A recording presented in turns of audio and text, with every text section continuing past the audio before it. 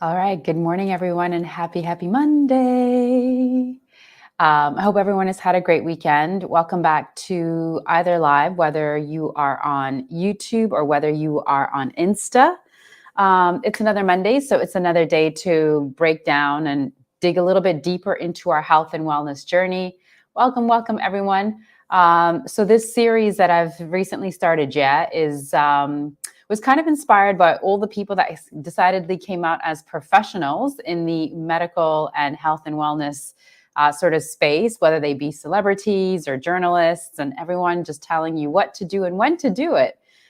Based off sound bites or incorrect information or assumptions or memes or an agenda of sorts, is really what prompted me to begin this series of going back to the books, which is really and truly where our knowledge is. Good morning, everyone. Thank you for coming on. Which is really where our power is going back to the books and rather than getting our information in the form of 140 characters or whatever the case may be, or worse still, taking the advice of people who have gotten their information from 140 characters.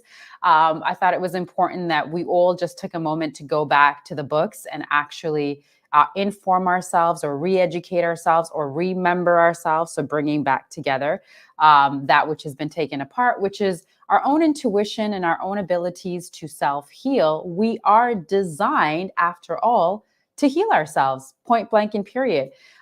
Most of you will have heard of examples from people who will say that I went on this sort of detox journey or this cleanse and I was completely able to reverse breast cancer. I was completely able to reverse X, Y, and Z. And I did so without any medication or surgical procedures. By the way, the number 3 largest killer in the United States, in Canada, and is medical error. So again, if you don't have, if you're not at risk for losing life or limb, the onus is really going to be on us to take accountability for ourselves, our own actions, and the ability to reverse dis-ease, ailments in the body, to be able to fight and withstand whatever viruses they are throwing our way and what have you, by strengthening our ability to remove and eliminate waste from the body.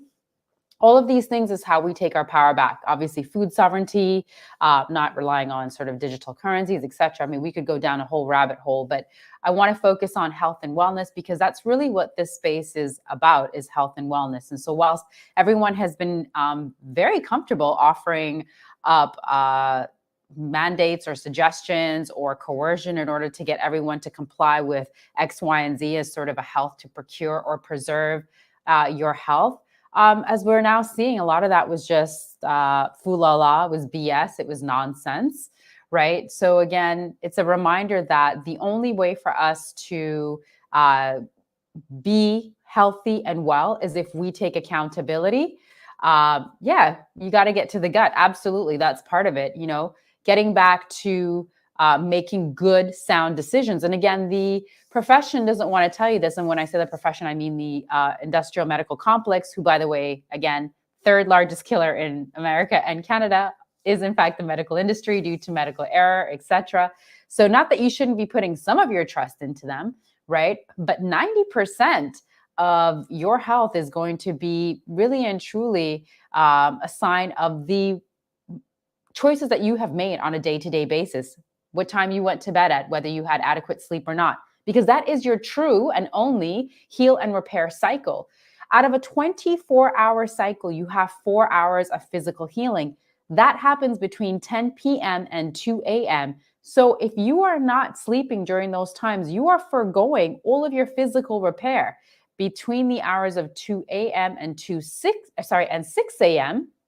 is your psychological repair, right? So emotional, mental stuff.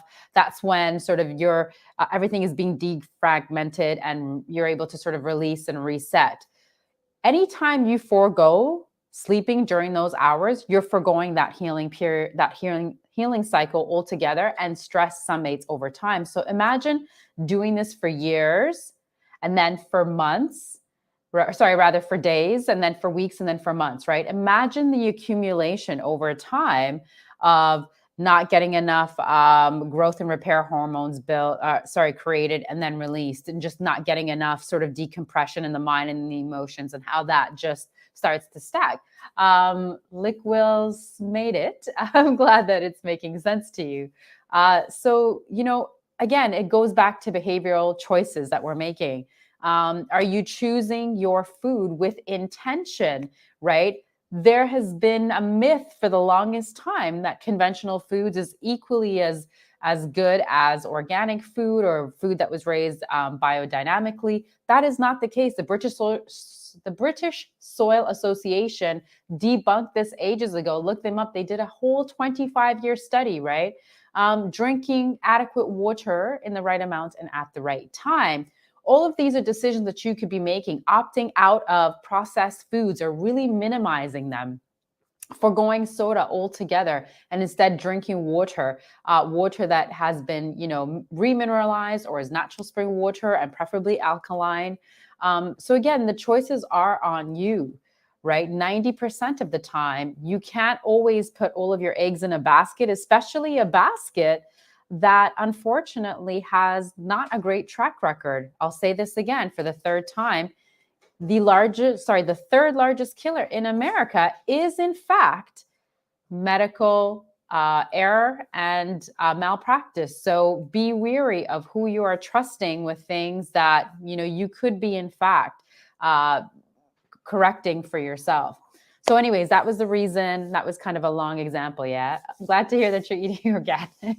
Yes, grass fed. Absolutely. Absolutely. And also see if you can get yourself some raw butter, right? Because raw butter will still have the enzymes that are needed in order to aid with digestion. So anytime you can get organic and raw dairy products, you know what? I also have psoriasis.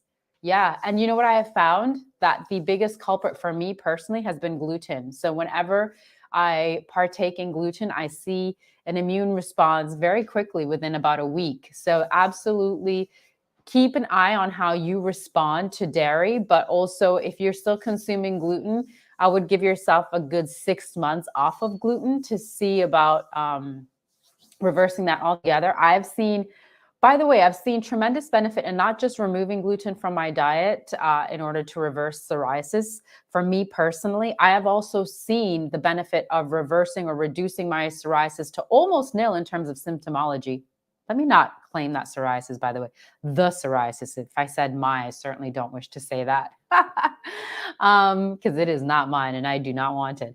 But I will say this, I found that even just sticking to that bedtime routine of being in bed no later than 10 p.m., ensuring I get that physical repair from 10 p.m. till 2 a.m. has done wonders. Like literally, I have seen the psoriasis symptomology decrease by a good 90% just by going to bed on time and sticking to that as though it were a religion. Because again, you only have 4 hours of physical repair in any 24-hour cycle. And that repair happens solely between 10 p.m. and 2 a.m. And if you don't overstand that, well, consider it like the seasons. You don't get to say, oh, wouldn't it be nice if spring started in September and went all the way till December? It doesn't. That's the fall season, right? So we have to accept that there's a time and place for everything. And the repair cycle, just like a season, happens to be during this particular time slot. If you have a lot of emotional, heavy, spiritual, mental stuff going on with you, again, super critical that you are sleeping between 2 a.m. and 6 a.m. because all that repair during that time. So if you're anxious, worried, resentful, regretful, bitter, angry, get to bed on time. Sleep, guys, and I'm telling you this as a certified holistic practitioner with the Czech Institute, sleep is by far your cheapest and quickest route back to health. Will it answer all of your questions? No, but it'll get you 80% of the way towards your goals, is definitely by making it something that you don't compromise, because sleep, again, I'll say it, is the chief physician for your health. As far as reversal of dis-ease goes in the body and symptomology, Sleep is when that takes place. All right, so I've said enough about those things. Yeah, it's time that we get to our book. As you all know, those that have been with me along this journey, we are beginning this series with Paul Chek's first book, I believe, called How to Eat, Move, and Be Healthy. Paul Chek is the founder of the Chek Institute. That is who I'm licensed and certified with. That is the academy in which I obtain my studies and my certificates from. So we are currently on chapter 5.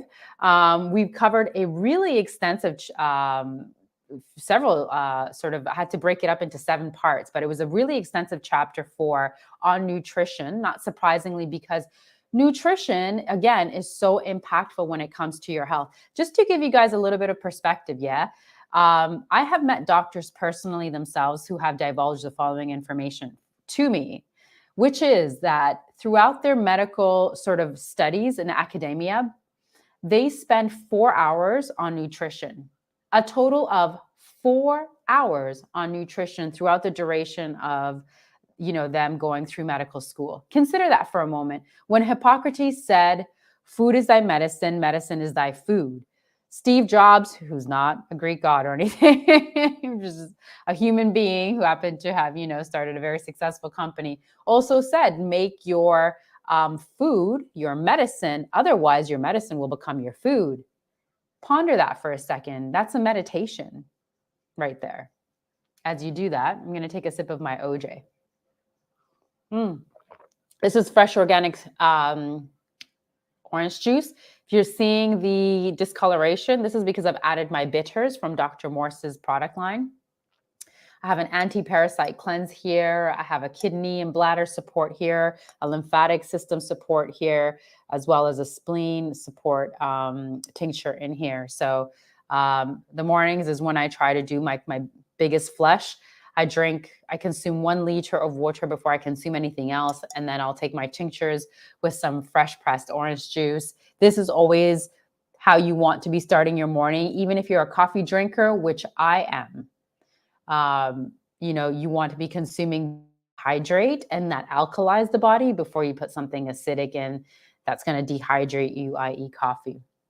What naturally keep you asleep at night?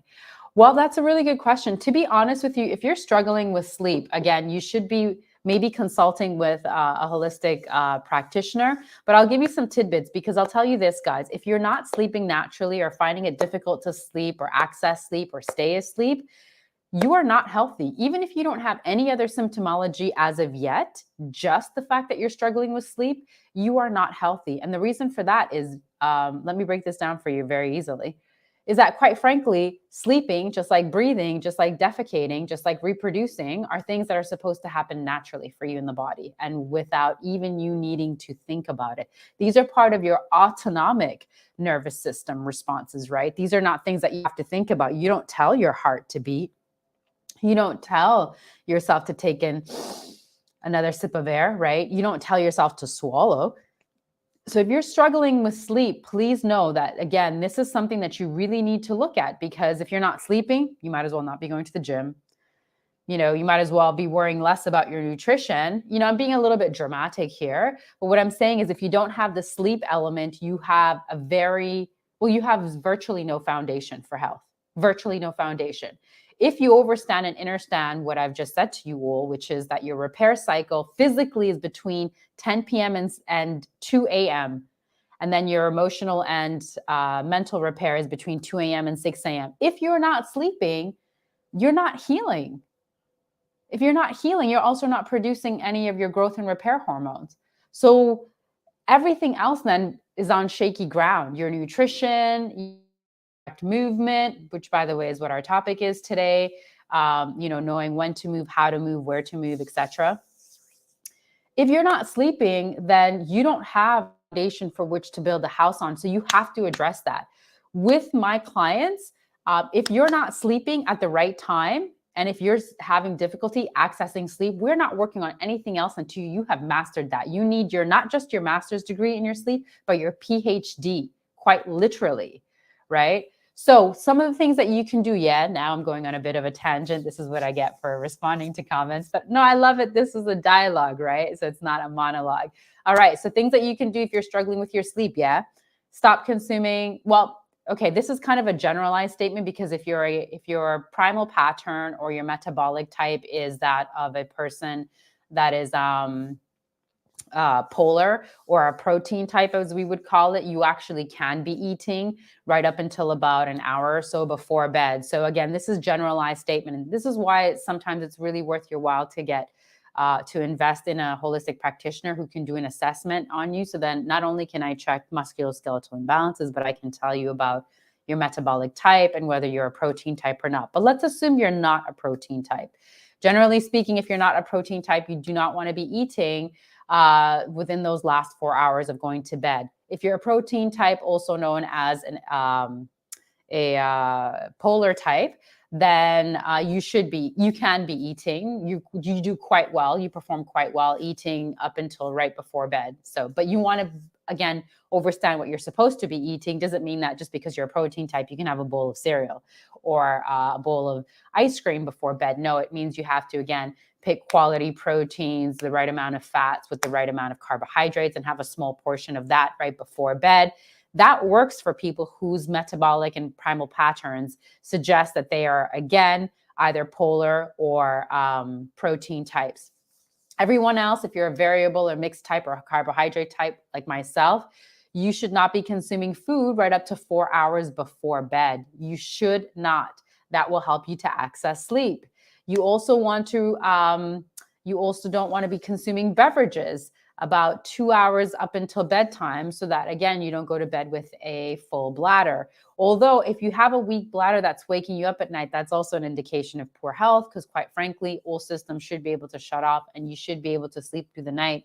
The reason why most of us struggle with staying asleep at night with a full bladder is because our pelvic floor has not been activated enough. So for women and men out there who are paying attention, do your Kegels. It is important that you do your Kegels, that you tighten the vaginal wall, or for men, that you gently draw the testicles in and up, so that you have not only core stability, right? Because the activation of your pelvic floor also leads to activation of the inner core unit, which then gives you stability for your pelvis, for your spine, for your shoulders, and then therefore for your head, right? So stability is what? It's safe, isn't it?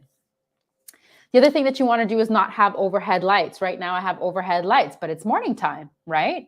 So no, you can have a glass of water by your bed if you get up in the middle of the night, which typically, like, you don't want to be getting up throughout the middle of the night. You want to be able to have 8 hours of uninterrupted sleep. So you can have a glass of water, but I would say if you're still working on sleeping through the night without getting up, just take small sips. You don't need to take, throw back the entire glass. But avoid direct sunlight from about 6 p.m. onwards. If you want to be in bed by 10, you have to stop being overly exposed to artificial light. Remember, our ancestors didn't have artificial lighting or 24-hour electricity, which means that they went to with.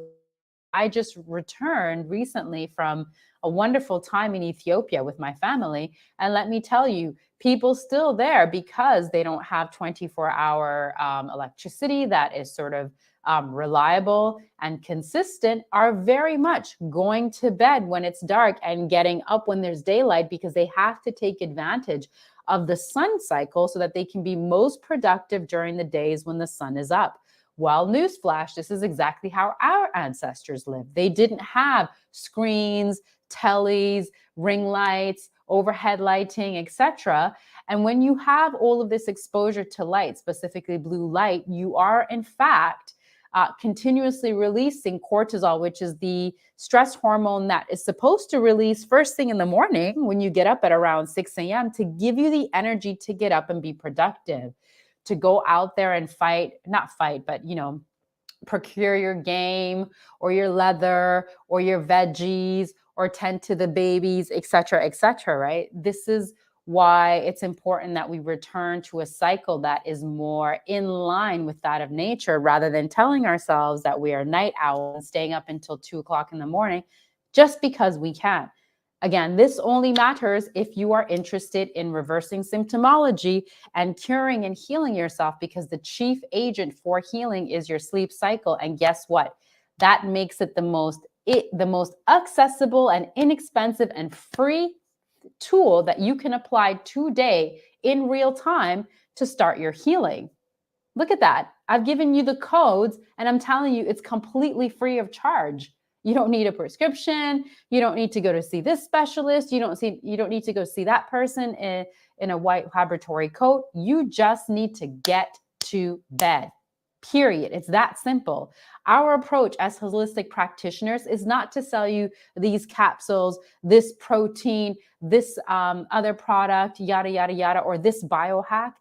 As a holistic lifestyle coach, my job is just to remind you that realigning yourself with nature and returning to a life that is as closely in alignment with that of our ancestors, meaning with nature, because our ancestors were very much living in nature, right, is the best way and is the guaranteed way to restore health. And I do mean that. It is the guaranteed way to either retain your health if you have it or to restore it. So think on that very carefully. What else can I give you guys for quick tips about your sleep? So avoid drinking about 2 hours before bed. Avoid eating about 4 hours before bed, unless you're a protein type or a polar type. If you're not sure, get yourself in touch with a practitioner that can test you and assess you. Avoid overlight exposure to blue lights, to artificial light, and also just reduce your screen time. Like at 9:30, turn off the telly. Turn off the telly, read a book, start to unwind, create a whole sleep hygiene. You could have a sleep hygiene that is inclusive of stretches, breath work, etc. One of the things that I actually customize for my clients is sleep hygiene. They get a 15 to 20-minute routine to do every single night, which again helps them to come down, right? No one is trying to turn up. Everyone is trying to come down, right? And get themselves ready to go into rest and repair mode. If you guys find that of interest, again, reach out to a holistic practitioner who can customize that for you based on your very specific needs. Don't let the telly be, don't fall asleep to the telly watching you. Also, that exposes your pineal gland to the programming and indoctrination of whatever programming you're watching, because all of your senses are sort of down, right, so to speak. So do not fall asleep with your telly on and it watching you, because that is a great way to get brainwashed. So don't believe, look that up. All right, but seriously, guys, again, if you need more information, you can always reach out to me, but I need to get on with this live for the people that are interested in following along with how to eat, move, and be healthy. Like I said, today we are going to be talking about movement. So again, if you're working, the difference in working with a holistic practitioner is this. If you're, say, for example, over, yes, MK Ultra, that part, that part. If you are, for instance, a person that is obese, morbidly obese even, and you come and see me, I'm not training you. I'm not taking you to the gym, right? Today's topic is on movement. I'm going to tell you why. If you are already obese and overweight, you are already overly stressed. Your system is already breaking down. Due to the excess weight that you are carrying, you are essentially doing a form of weight resistance and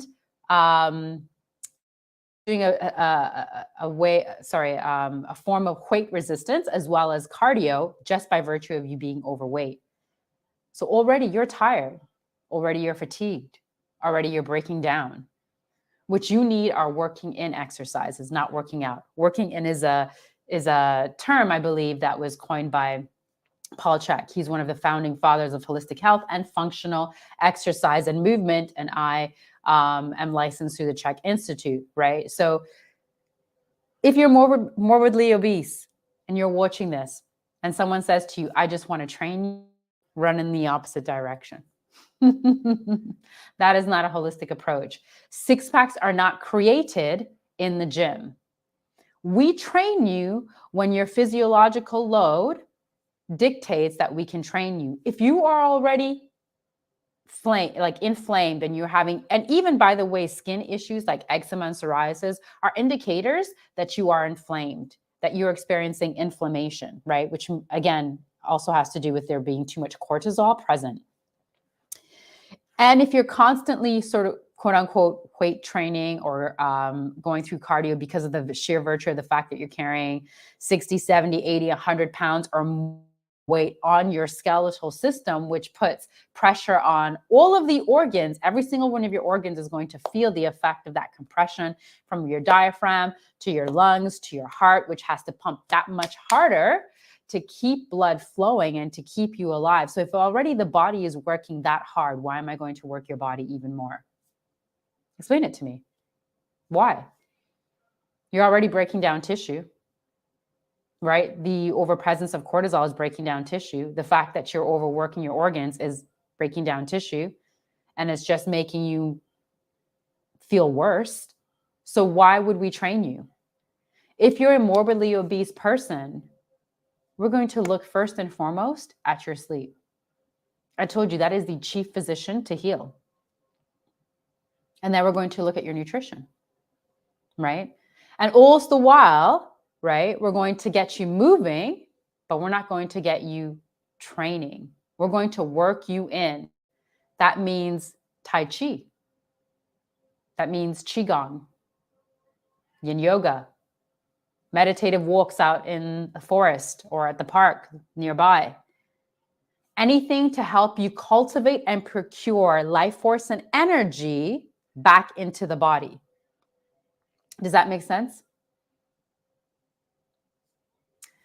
I mean, that's a very complicated question if you've had surgery, right? Because then we would have to talk about, what medication you're currently on or what you were on, and doing sort of a flush, because remember, all medication is petroleum based, right? So there's a level of toxicity that you put into the body whenever you're taking something that is a prescription.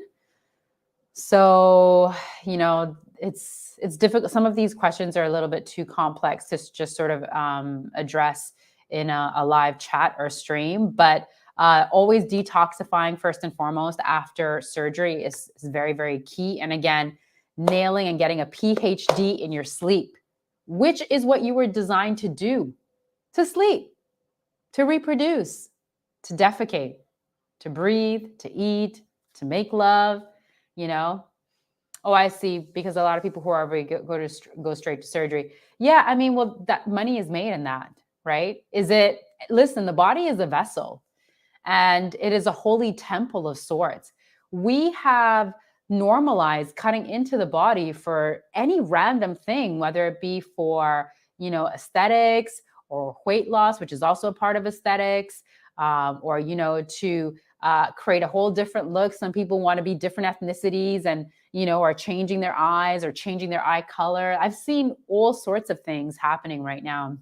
We've gotten so far away from what it means to have a body and to, take care of that body. And again, be responsible and take accountability for being, in the state that we're in, whether it be sick, tired, depressed. We contributed. I'm not saying it's entirely 100% us, because that would just be looking at one side of the picture, but you have to look at the whole picture, right?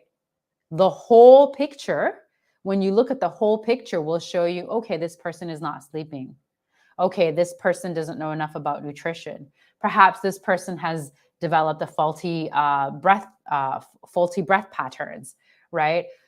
When you address all of these things, not only do you restore your own confidence because you restore your own health and wellness, but then you are able to make more, you're able to make better decisions about what you're eating, about how you're moving, who you allow into your life, whether it be professionally or romantically, your career choice, all the rest of that, because you're operating from a higher level of vibration, from a different level of like a frequency that's vibrating at a higher level. So, no, gastric surgery will not remove psoriasis. Psoriasis is one of those things that you have to, psoriasis is one of those things, like pretty much 80, 90% of all other symptomology, that's a reflection of the fact that you are not removing waste, right? It's waste being accumulated in the body. And so what happens is your skin, being the largest organ in the body, is going to start to remove whatever toxicity you're not pooping out or sweating out by creating plaque, accumulations of plaque on the skin, which become very irritable, rash-like, itchy, and can flake, etc. Right? So again, needing to do right, it's coming up to the surface, the toxicity coming to the surface. It's a matter of, again, cleansing, cleaning, and sometimes you need the help of bitters. Sometimes fasting is a great idea, right? Just doing a water fast, if you could do that. But again, you have to be in the right frame of mind, physically, spiritually, and mentally, because that is very stressful. Doing a juice cleanse, all of these things can help, but then also supporting the organs by virtue of how you breathe and how you move, so that they are doing what they're supposed to do, which is help you to remove and cleanse and take out waste from the body. So making sure that the adrenals are getting the support that they need, so that the kidneys can do what they need to do. Making sure that you're pooping after every meal, about 30 minutes or so after every meal. There should be some waste removal, or sorry, a bowel movement of sorts. And the aid of bitters and tinctures. I told you all I'm drinking Dr. Morse's bitters that I've added to my OJ and tinctures. These things can also help, again, to sort of fire up anything that's been laying almost dormant or is in need of support. So, it's a multidisciplinary, multi-pronged attack, because you are complex, right? It's not any one thing. Yeah, I've told you all that sleeping for me and going to bed at the right time has helped me reduce my symptomology, the symptomology that I experienced with psoriasis, by about 90%, just through sleep. But it's a multi-pronged attack. I still need to do the tinctures, right? I still need to do my breath work. I still need to make sure that I move correctly, that I drink adequate water, that it's, mineral-rich water as well, because anything that's naked will just strip you down and take away nutrients from your body, right? So it's a multi-pronged attack, and that's kind of the school of thought that I come from. That's why I don't just see you as somebody that I should train. If you come to me and you're morbidly obese, I'm not just going to see, because I'm more than just a personal trainer. I'm a corrective exercise coach and a holistic lifestyle coach. So being a holistic practitioner, that means I look at the whole picture, look at all sides, and say to myself, no, this person doesn't need to be in the gym. As well as I want to send you some of my powders. Okay, yeah. Can you send me a DM and I'll send you my PO box? I appreciate that. I look forward to it.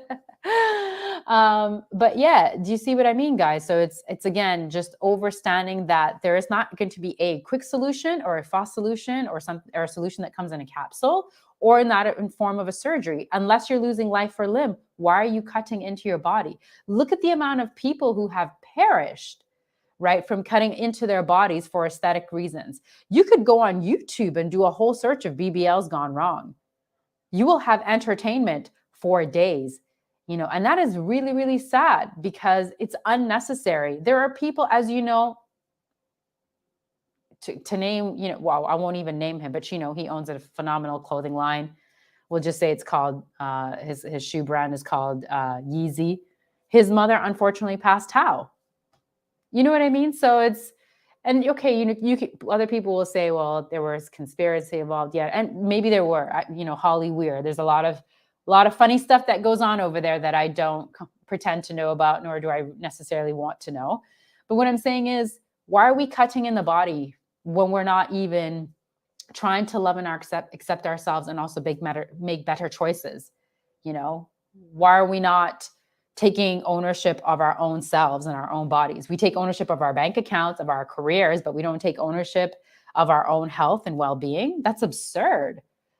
That's absurd. This is the only address that you have from day one until your last day here, right? It doesn't matter how many times you move and how many homes you upgrade to. This is the permanent home that you have whilst on this planet. So when are you going to be vested enough and interested enough and have enough intention to actually make more informed and self-loving choices, right? In order to to achieve your goals, to live the life of your dream, etc. Look, you all have had me on here for 30 minutes, going off on all these sorts of tangents. I'm getting back to the book because some people really want this information. Like I said, it's been a tough few years. Not everyone has resources now to buy all the books that we would like to have. So I'm going to share the books that I have in my library with you all. And I would like you all to do the same, or suggest books or send me books that I could also cover, right? So we keep this as a, as a tribe, as a community, as village that's helping each other. You're good. You're good. It's not just you. All right, guys. So when it comes to training, you don't have to tie yourself in knots. Almost everyone, from office workers to athletes, can benefit from stretching. That's a big one. But don't worry, you don't have to be able to tie yourself in knots. You see people typically migrate towards activities that they are good at. If you're flexible, you probably don't mind stretching. And if you aren't flexible, then the thought alone is enough to make you avoid any form of flexibility training. People commonly make the mistake of stretching muscles that don't need stretching and not stretching the ones that do need it. If you're stretching correctly and you don't feel tightness, that muscle doesn't need that particular stretch. So don't overdo the things that are already stretched. You should be able to be aware enough and present enough in your body to feel what muscles are tight. If they're tight, stretch them. If they're not tight, move on and think about strengthening them. My mentor used to say to me that if it feels uncomfortable in the body when you're like training and stretching, etc., then it means you need more of it. You don't need to push yourself and make yourself, susceptible to injury. You don't have to, be aggressive with yourself, but you should approach the things that are uncomfortable, especially when it comes to stretching, and do them being very present with a lot of breath and with kindness and compassion towards yourself. But those muscles need stretching. If you don't stretch those muscles, that will throw off then the balance structure of the rest of the muscles in the body. Your whole skeletal system will then be compromised, whether it be rounding forward or the reverse, any number of things, destabilize pelvis and hips, which will then at some point lead to injury. Watching a well-limbered instructor can be discouraging if you're stiff as a board. But remember, we are all different. What's right for some may not be right for you. Most people don't need to have the flexibility required for advanced yoga moves. You do, however, need a certain level of flexibility, which many people lack. The stretches at the end of this chapter will help you determine which of your muscles need stretching in order to balance out your body. If you are naturally tight and want to participate in a sport or leisure activity that requires more flexibility than you currently have, becoming more flexible will help you to avoid injury. Many people spend most of their days sitting on the job or in the car or at the dinner table, only to spend their evening watching telly. Sitting for extended periods of the day in and out without adequate stretching and movement will lead to decreased flexibility and muscle imbalances. It won't take long before you lose so much flexibility that bending over to pick up your socks becomes a challenge. Here are two examples in which inadequate flexibility can lead to pain or injury. Tennis.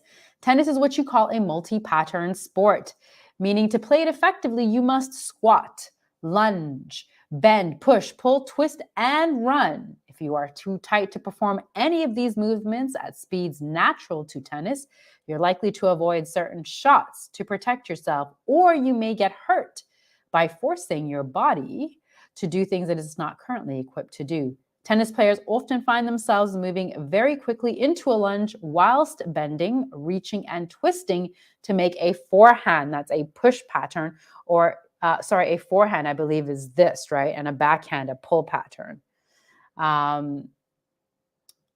Before making a forehand, a push pattern, or a backhand pull pattern. Figure 1A shows a tennis player who has adequate flexibility, whilst the other player in figure B does not. The figure in 1B, the red arrow, indicates areas in which the player is at greater risk of an injury due to inflexibility. So I'm going to share with you the drawing, yeah?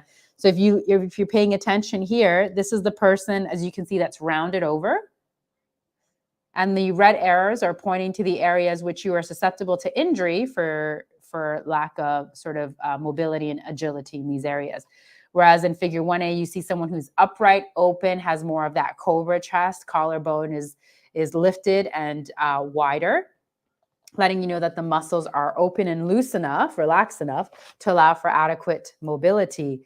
So this is why knowing and understanding movement, even as a corrective exercise coach, is really important. This is why I create custom stretching programs, custom yoga sequences, as well as custom resistance training programs in the gym, because every body is different. That's why you should also reconsider things like HIIT, and cross. What is the other one? What is the other popular one, folks? Help me out. CrossFit and HIIT. Yeah, CrossFit and HIIT. These are. I'm not saying that there's anything quote unquote wrong with these programs, but they're not customized for you, and they sort of treat you like everyone is the same level of sort of agility and flexibility. And so it's a very broad approach that is not customized, but everyone has different areas of tightness, different areas of body that are holding tension. And so there is a benefit, especially if you're suffering from poor posture or just poor health in general, yes, CrossFit training, exactly, thank you, to, again, consult with a corrective exercise coach who can at least get you started in terms of steering you towards the kind of movement that is necessary for you, right? That is actually customized for you. So a lack of flexibility can also cause injuries whilst performing very simple household chores, day-to-day activities, or even gardening. In figure 2A, you have a woman who bends over to pick up a water bottle with good body mechanics. In figure B, we show the same woman lifting incorrectly because of a lack of flexibility. Back injury is likely a result of, particularly when the hip and hamstring muscles are tight relative to the back muscles. So most of you know people who have lower back pain. You yourselves may have lower back pain. I'm going to release a little video today, I think, on Instagram, and I'll do it as well as a short here on YouTube that will kind of help you with a little bit of movement and agility and sort of adding range of motion back to the pelvis area, to the lumbopelvic region. Because, again, so many people are suffering from lower back pain that it definitely requires our attention. But I also want you to know that, again, one of the benefits of working with a holistic practitioner, someone who's trained as a corrective exercise coach, is that we don't assume that everyone has tight hamstrings. Some people don't.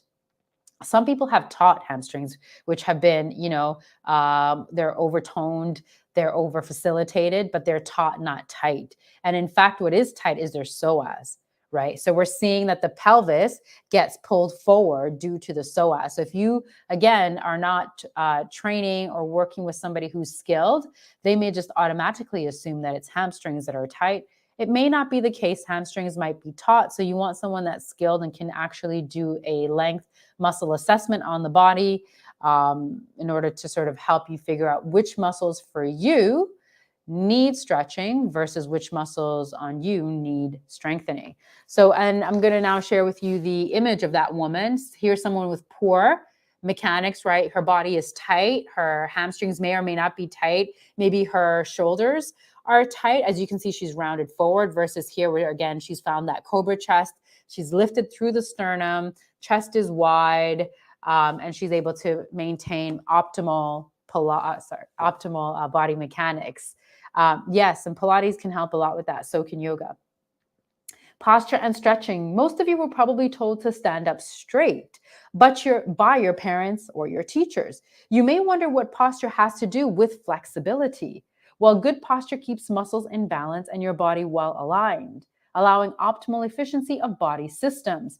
Poor posture places abnormal weight on joints and stresses muscles and tendons, often leading to pain. Additionally, poor posture does not adequately support internal organs. Circulation is hampered and an environment more favorable for disease and dysfunction is created. Muscles act as pumps. Listen carefully. They act as pumps to move fluids through the body. When good posture deteriorates, many of your muscles can't effectively pump fluids. To better appreciate the importance of good posture, muscle function, and fluid flow, think of a pond. If a pond doesn't have a steady source of fresh water coming in and a stream taking water away, it becomes stagnant. With that in mind, look at yourself in the mirror. If your posture is such that you can project a line up from just in front of your ankle bone and have it run midway between your hip, shoulder, and ear, your posture is quite good. If your posture is poor, you'll see an increased or decreased curves in the spine. The belly may protrude and the head will often be forward. Good posture always indicates the need, poor posture always indicates the need for a stretching program to lengthen short muscles and an exercise program to tighten the weak, loose muscles, which is what I was saying. Get you someone who's skilled that can give you and assign you the correct patterns of movement that are required for you. Not everyone needs the same type of movement. Poor posture and muscle imbalances are a result of misuse. Some of our muscles react to faulty loading by shortening, tightening, and becoming hyperactive. They are called tonic or postural muscles. Other muscles do the opposite. They become longer and weaker when they're exposed to the same stressors. They are called phasic or mover muscles. The tonic muscles by design have a tendency to be workaholics, whilst the phasic muscles are naturally lazy. When exposed to stressors that either directly hurt the muscles or cause holding patterns, such as chronic emotional stressors, the tonic muscles will shorten and tighten, whilst the phasic muscles in the same area will often lengthen and they may weaken.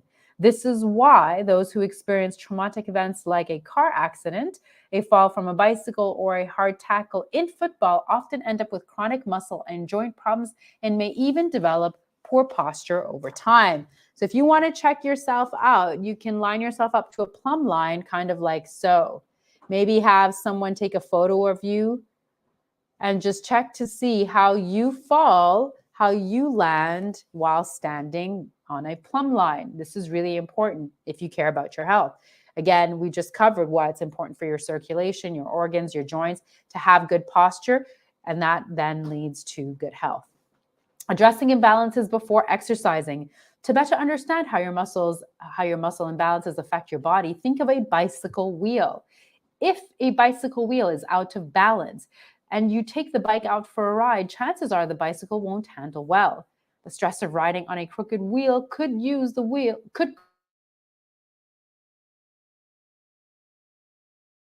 true, you must shorten and tighten the loose spokes. Oh, we just went on pause there. Sorry, bad internet connection. In order to get a crooked bicycle wheel to roll straight or true, you must shorten and tighten the loose spokes and lengthen and loosen the tight ones. So just like our bodies. If you have poor posture or you have been injured, the tonic muscles tend to get short and tight, whilst the phasic muscles tend to lengthen and weaken, pulling you out of balance, just like the bicycle wheel in figure 6, which I'll bring up in a moment. If you expose yourself to stressors of exercise, you must attempt to lengthen the short tonic muscles and strengthen or tighten any long or weak phasic muscles to bring your body back into balance, like the wheel in figure 7. The last thing you want to do is to turn your attempts to achieve a healthy body through exercise into long-term ailments. So there you go. This is what a body is essentially like when you don't know what muscles in your body are in need of stretching versus what muscles in the body are in need of strengthening. This would be a balanced body, as you can see the balanced wheel spoke. Now imagine loading, a heavy load onto a wheel spoke like this. Well, that's no different than loading your spine, bringing an axial load, right, or a heavy load to the axis of the body, right? This is not congruent with safe or productive or efficient, whereas this is. So again, 1 + 1 = 2, even in a world where they're telling us it equals 5. To determine which stretches you should complete before beginning your workout, simply perform each of the stretches exactly as directed on pages 88 to 95. If you perform any of the stretches as outlined and the muscles do not feel tight, that means you do not need to include the stretch in your program. Only those only include the stretches that actually give you the feeling that there are tight muscles that need to be released when doing that particular stretch. Record your results on the stretching checklist, and then retest yourself every 2 to 4 weeks by identifying muscles that have become loose and no longer need stretching, as well as identifying muscles that may have become tight from participating in your exercise program. Point is, you will know exactly which stretches keep your body in balance because you will become more intuitive and more in tune, essentially, with yourself. Stretching muscles that are already loose is like loosening the spokes on a crooked wheel. Not stretching it all before your exercise leads to your body becoming tight and crooked. So you want to stretch the muscles that are tight to avoid either of these situations. Now, I'm not going to go through these stretches with you, but if I'm not mistaken, if you go onto the website for how to eat, move, and be healthy, I do think you will find these stretches on there. I feel like I've seen these online. So, this is, again, a great stretch test that you could be doing every 2 to 4 weeks if you don't have the resources or are not able to work with a practitioner right now. Excuse me. So at least you overstand and understand where your body is at today, right?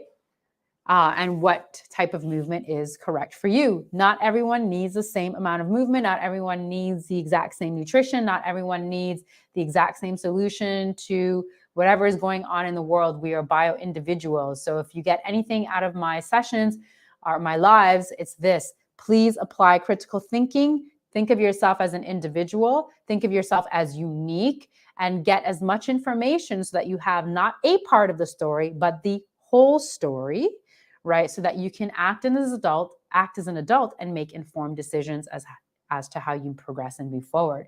All right, I'm going to sign off. That's it for today, fam. Thank you all for joining. If you liked it, you know what to do. If you're on YouTube, if you're on Instagram, share it. I appreciate you all, and always hit me up if in the comment sections or through DMs, and I'll do my best to answer your questions. Until next time, get free and stay free. Bye.